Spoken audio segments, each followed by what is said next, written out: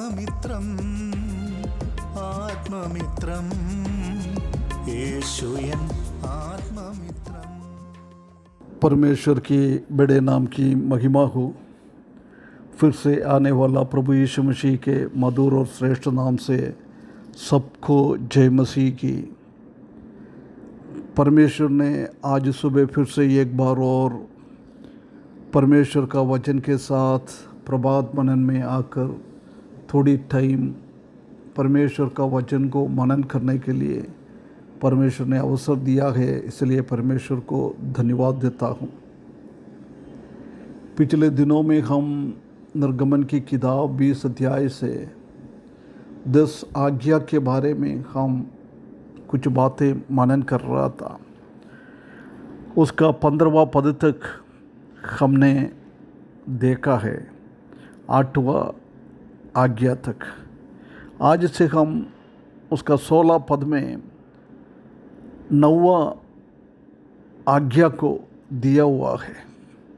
निर्गमन की किताब 20 अध्याय उसका 16 पद, तू किसी के विरुद्ध झूठी साक्षी ना देना। तुम किसी के विरुद्ध झूठी साक्षी नहीं देना। इंग्लिश में लिखा है नेबर, और हमारा दोस्त पड़ोसी को दोस्त लोगों के विरुद्ध में कभी भी झूठी साक्षी नहीं देना है। एकदम ये हम पढ़ने के टाइम हमको ऐसे लगता है, आजकल हमारा कचहरी में इसी बात को हम देख सकता है।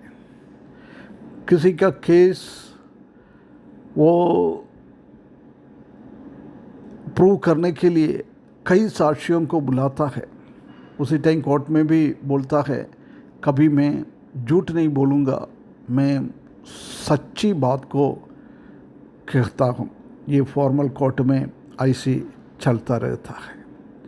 उधर भी सच्चाई होना, कभी भी गलत दूसरे के ऊपर लगाना नहीं चाहिए।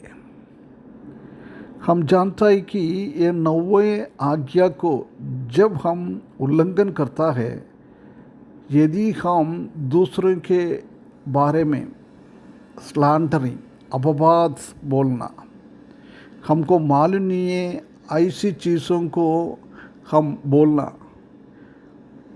और किसी ने कुछ बातें हम किसी के बारे में सुनता है, वो सच है क्या झूठ है क्या फ़र्क कर बिना देखते हम उनके विरोध में हम कई बातें बताता है।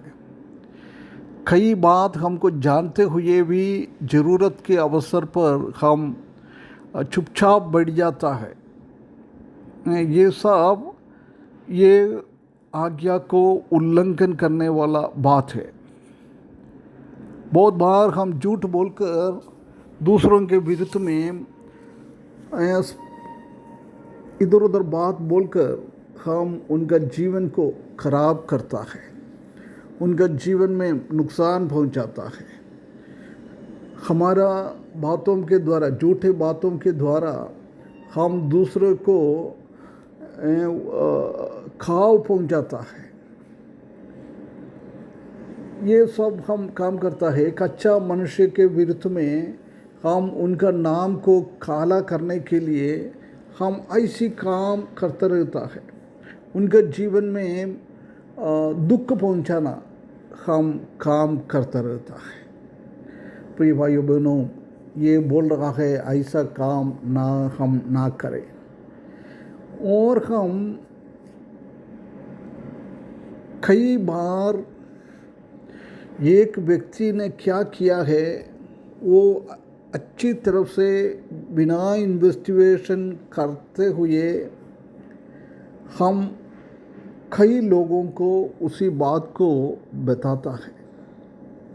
मुझे मालूम है ऐसी हम भी बोलता है, परंतु उसका सच्चाई खोजने का हम प्रयास नहीं करता है।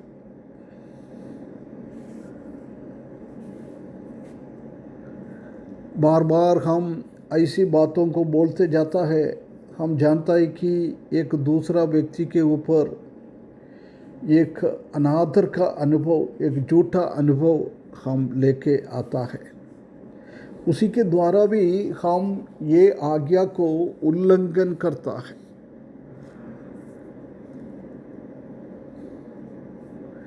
हम कभी कभी ऐसी हम करता है, उनको वो सच्चाई ऐसी बोलने के लिए, उनका नाम खराब करने के लिए हम काम करते रहता है। प्रिय भाइयों बहनों, कभी भी हम ऐसी काम ना करें। बहुत बार हम कुछ चीज़ों को जानते हुए भी हमारा मुंह नहीं खुलता है, हम चुपचाप बढ़ जाता है। उसी के द्वारा उनके ऊपर आरोप लगा रहा है, उनका नाम खराब हो जाए, ये हम चाहता है। यदि एक तीसरा व्यक्ति के बारे में झूठ बोल रहा है, हमको मालूम है वो झूठ है, उसके बावजूद भी हम क्या है, हमारा कोई स्टेटमेंट हम नहीं देता है। कभी कभी हम असत्य को बताता है। हो सकता है हम उसी व्यक्ति को पसंद नहीं करता होगा, इसलिए उसको नाम खराब करने के लिए हम ऐसी ऐसी बातें करता है।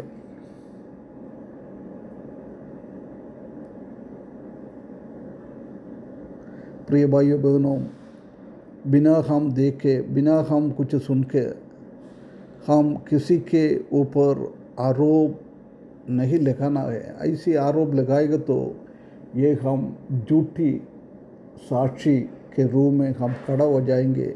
वो परमेश्वर कभी भी हमसे नहीं चाहता है ना। नया नियम में हम आने के टाइम हम समझता है कि ये क्या है, झूठा आरोप, झूठा बातें बोलना है।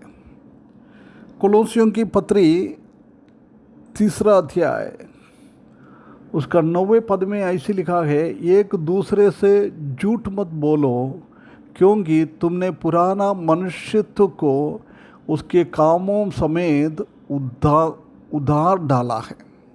कभी हम झूठ नहीं बोलना है, क्योंकि जब हमने प्रभु यीशु मसीह को अपने उद्धारकर्ता के रूप में स्वीकारा है, हम एक नया व्यक्ति बन गया है।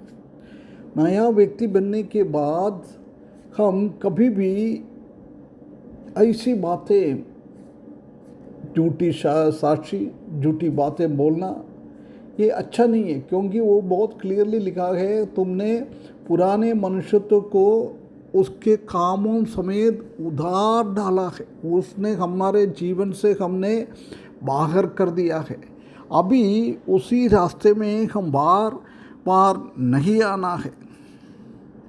हमारा पुराना मनुष्यत्व का काम हम ना करें, हम हमारा नया एक व्यक्ति हम बन गया है, इसलिए नयापन के हिसाब से हमारा काम करना है।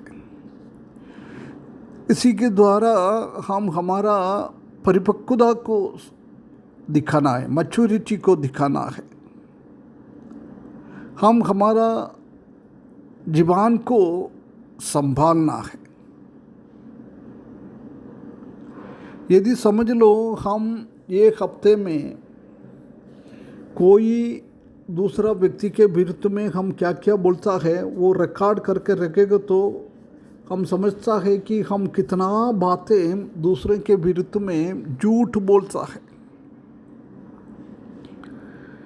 हम जानता है कि ये झूठ बुलवाना ये परमेश्वर की ओर से नहीं है, ये शैतान की ओर से है। यूहन्ना 8:44 हम पढ़ेंगे तो उधर हम देख सकता है कि झूठ शैतान की ओर से आ रहा है। शैतान झूठ का पिता है। यदि हम ऐसी झूठी साक्षी देता है, झूठ बोलता है, हम समझ लें ये परमेश्वर के विरुद्ध में शैतान को आगे बढ़ाने के लिए, शैतान को खुश करवाने के लिए हम उनके बातों में फंस जाता है। हम प्रेरितों की काम 5 अध्याय 3 पद में हम देख सकता है कि जब हनन्यास ने वो उनका ज़मीन बेचकर गलत करके आधा अपने पास रख दिया, आधा कलीसिया में पतरस के सामने लेके आया। जब पतरस पूछ रहा है, ये भाई तुम ऐसी गलत करने के लिए शैतान ने तुम्हारे अंदर काम किए क्या? है ना, ये शैतान की काम है। प्रभु यीशु मसीह के मृत्यु के टाइम हम देख सकता है कि लोग कितना कितना झूठी साक्षी लेके आया है। ये सब शैतान का काम है। इसलिए प्रिय भाइयों बहनों, हम शैतान का एजेंट मत बने। इसी बातों को समझकर ये आज्ञा को ना उल्लंघन करते हुए परमेश्वर को महिमा करने के लिए परमेश्वर इस वचन के द्वारा हमको सकायदा करे, उसके बड़े नाम की महिमा हो। आत्ममित्रम आत्ममित्रम